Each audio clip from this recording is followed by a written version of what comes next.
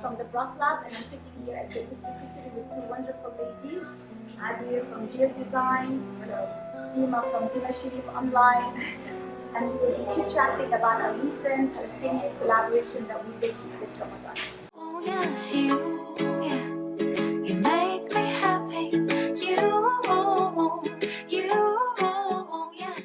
In Ramadan, the three of us got together and we thought we wanted to do something where we present our three Palestinian brands to our audiences and to everybody who doesn't know us. And we thought we would capitalize that we are three women with three Palestinian brands. Dima put her famous plated heirlooms cookbook. Hadil put broth from the Broth Lab.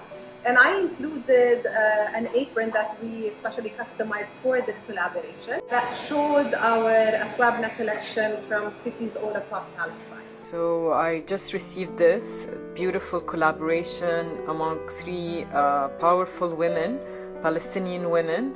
I mean, couldn't have come at a better time during Ramadan, and also given the situation. We had no idea the recent events will unfold this way. We actually did this collaboration for Ramadan. You know, Ramadan is the month where everybody cooks and everybody's excited about being in the kitchen. People have a little bit more time during the day, and so we thought this is the perfect time to invite you guys to try healthy eating through using the broth, and then also to try the Palestinian recipes, and also, you know, who doesn't want to be stylish in the kitchen? So we wanted to give you an apron that's worthy of showing all your friends.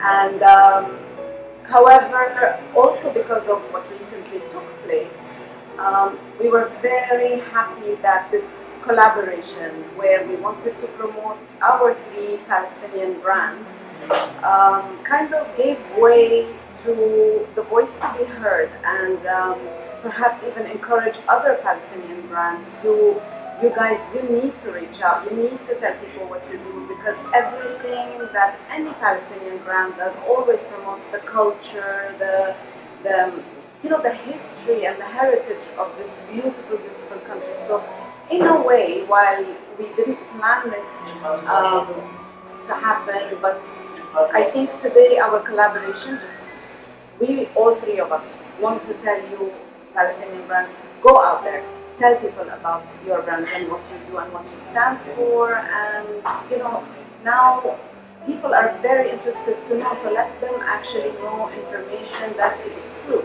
not just through media, but through the regular people like us. I'm planning to have a dinner party for some of my friends, and in light of what is happening around the world, I thought it would be, you know, lovely and sweet to have a Palestinian dinner theme. Part of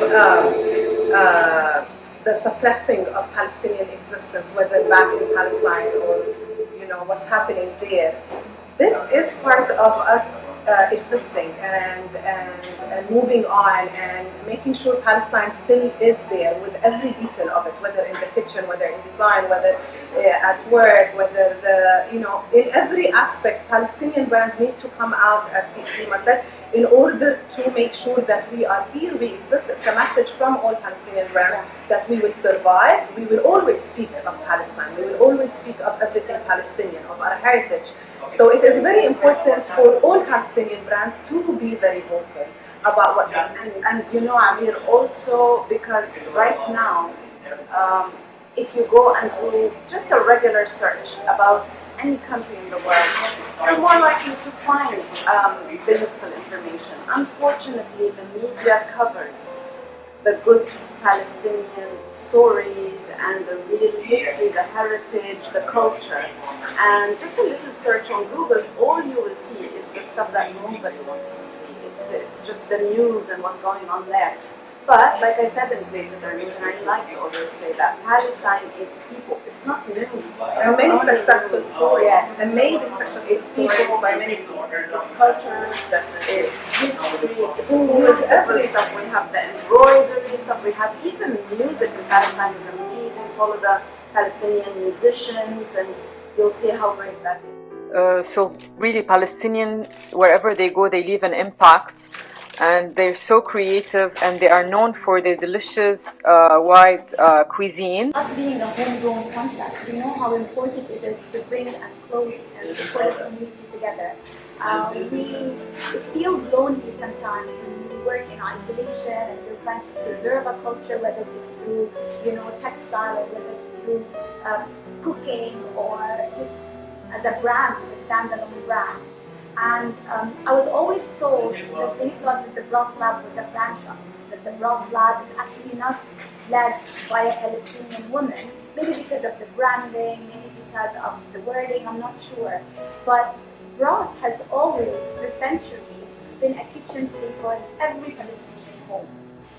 Most of Plated Heirloom's recipe, if you get in Sharif's book, or if you had a chance to glimpse or scan through it, you will see most, if not all, the recipes are broth infused. So it was a natural kitchen staple. I think I'm gonna try the little munchkins today for ملوخية because Zumi loves ملوخية. We usually use مرق دجاج, so I'm gonna try this. What we're trying to do is we tried, the three of us, to come together and create something fun, something practical, something that resembles what we love and what represents us generally. We are not just brands. We are three Palestinian women that are trying our best to represent and to move on to future generations what we have always lived our past life. Like Abir, I'm sure you would like to touch base on Jerusalem, maybe, about how it started. She comes from there. She's from Jerusalem, just like I am. Dima is from Hebron. But obviously, every city is unique. Every city has its own features, its own, different cuisines. But they all obviously are Palestinian. So maybe Abir can touch on the city that started Jeel Design, and we'll take it from there. Actually, I'm a mix of both. I am from Jerusalem, born and raised in Jerusalem. And originally I come from Hebron, so I'm a mix of both. Oh, no way! So can you imagine? It's Jerusalem, Hebron, Jerusalem, and But then Hebron. me too, half, because my teta is from Jerusalem. Actually, when we started Geel Design was about preserving. So what we do as Geel Design is we preserve old Palestinian embroidery that is dated before the 1970s. What we realized is that there was an abundance of all of our Palestinian clothes that women do actually embroider for themselves. And then once the material is worn out, they have the embroidery that is beautiful. Many of these villages, unfortunately, do not exist anymore. Many of these villages do not produce them. But they have beautiful designs. These women were such artists. The dresses are gorgeous, and so we wanted to preserve in order for generations to come to see those beautiful designs, to see what their grandmothers and their great-grandmothers did, and how they had put their soul and their creativity and their inspiration from what they lived. Sorry, I keep mixing Arabic. But if they had, a sunbele within the tatriz, you would know it was a harvest season.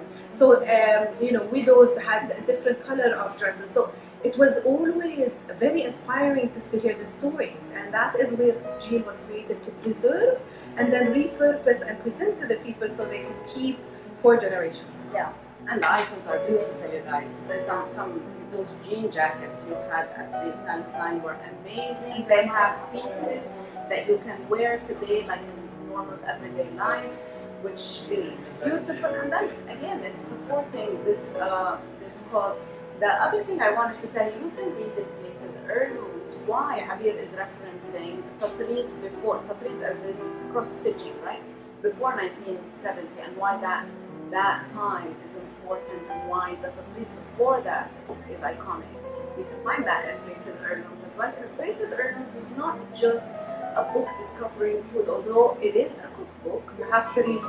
But the stories, yes, are it's all about the beautiful. stories. And the stories are all about sharing that culture. If you ever were curious how Palestinian people live, what is a Palestinian family, what is their daily routine, what do they do, how do they cook, how do they eat, And why do they cook certain exactly, and I guarantee if you cook that food, you'll smell Palestine, you'll taste Palestine, and you will be just a little bit closer to understanding that place, these people, and and the beauty of this culture. Love this book. Plated Heirlooms. It's from the one and only Dima Sharif, one of the most amazing Palestinian chefs. Stories and recipes through generations of Palestinian cooking. And I tell you what, look at her recipe, the absolute essential. She shows you how to make, look at that, the most incredible Palestinian dishes in the most authentic way. She tells you where they come from. So, that just will leave you wanting more. There is no doubt about it. No doubt about it. Look at this. Oh, beautiful. Absolutely gorgeous. I love it. We wanted to thank you for supporting us through the Ramadan collaboration. Without people's responses to our box, it wouldn't have been possible. So we are very thankful to the fact people wanted to support 3 women. They wanted to support 3 Palestinian brands, and they wanted to support us as starting businesses. So in all means, thank you for being there for us during this Ramadan. This is really exciting. Thank you so much, Hadil, Dima, and Abir, for this cute apron. Oh, this is so cute. These are my favorites. And thank you for coming on this path with us, and please follow through and do find out more. Don't just settle for what you hear here and there. Do your own research, make up your own mind about all of this happening. And before I go and leave this Hadil, I'm going to tell you that we are actually now sitting in another Palestinian spin-off that this genius here, Actually, Omar right there, my partner in crime and my husband. this is the roast. Look at this beautiful chicken behind us. You have to see the chickens outside. You need to come and need to taste the chickens here. Guys, I want to say again, just to add my voice to Dima and Abir, thank you so much for supporting. Thank you for being with us throughout the journey. Thank you for trusting us and for supporting us in every way possible. This would, like Abir said, this would not have been possible without your love, your support. And again, we will keep pushing. We will keep talking about Palestine. We will keep sharing everything innovative, everything new, everything creative. And we hope that you will continue supporting, and see you very soon.